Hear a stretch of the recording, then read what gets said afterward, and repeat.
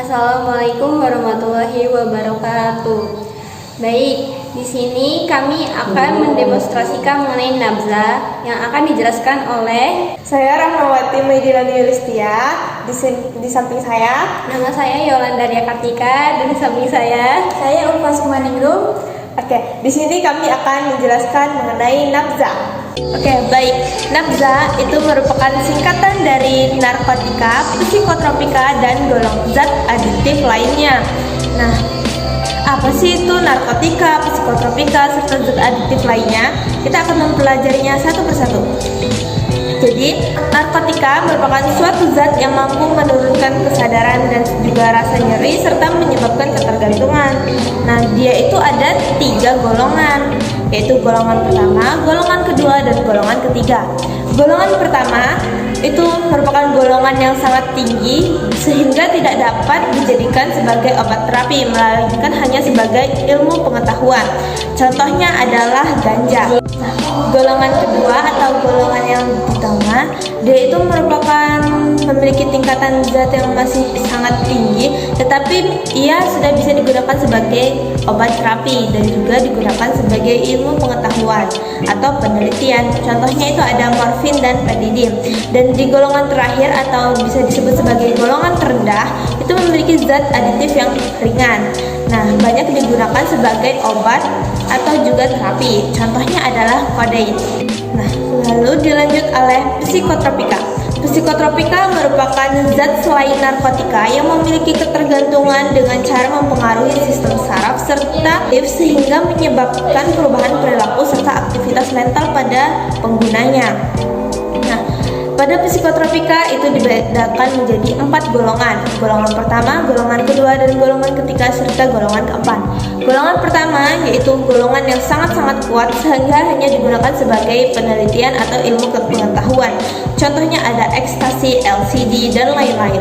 Di golongan kedua itu golongan di bawah yang sangat kuat atau bisa dibilang masih sangat kuat.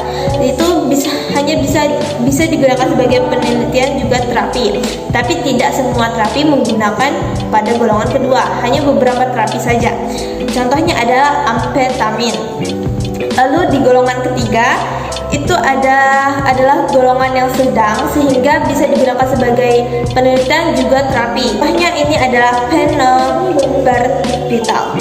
Nah, lalu di golongan keempat itu adalah golongan keringan atau yang bisa digunakan sebagai obat terapi.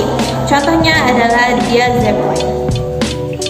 Lalu disusul oleh zat adiktif lainnya atau merupakan singkatan ketiga, yaitu zat adiktif lainnya itu apa sih? Zat adiktif lainnya itu merupakan zat bukan obat atau di luar golongan narkotika, psikotropika yang mampu menimbulkan ketergantungan.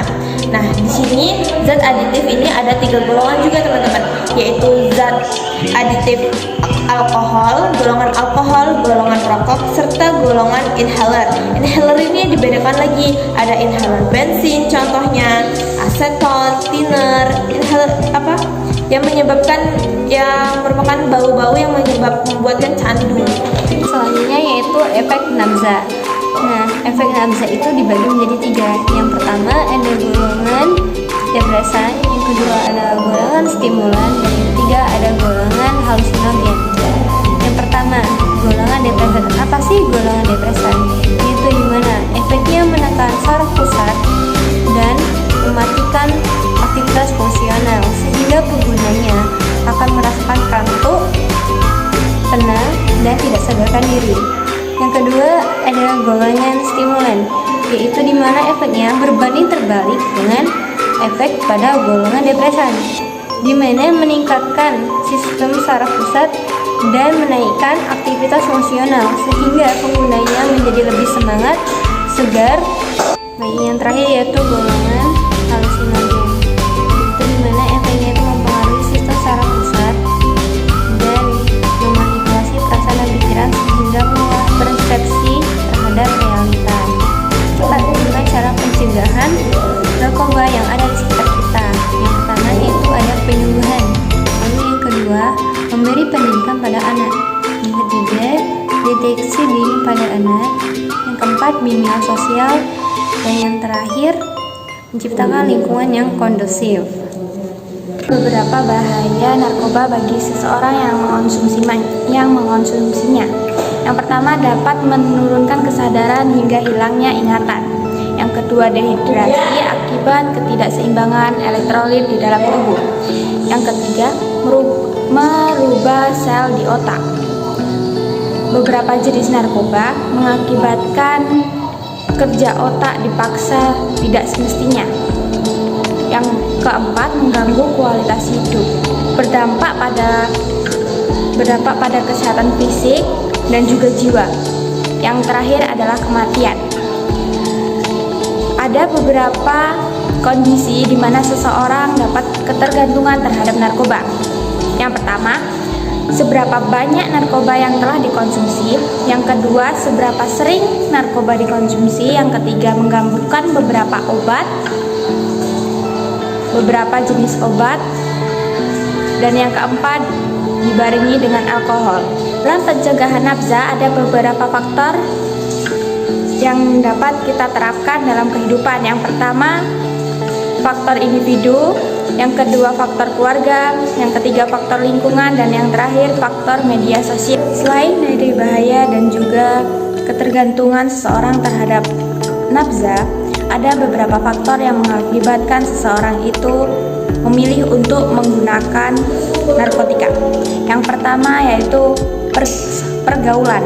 Seorang yang memiliki teman yang pecandu narkoba akan terpengaruh serta terbawa pergaulan tersebut sehingga mengakibatkan dia untuk memakai narkoba. Selain memiliki pergaulan yang buruk, seseorang akan menggunakan narkoba karena faktor kekerasan fisik, emosi, serta seksual. Orang akan menggunakan obat-obatan terlarang untuk menghilangkan emosi yang berlebihan dalam dirinya dan membuatnya merasa lebih tenang. Demikianlah presentasi dari kami. Mari kita jauhi narkoba dengan penyuluhan, pendidikan,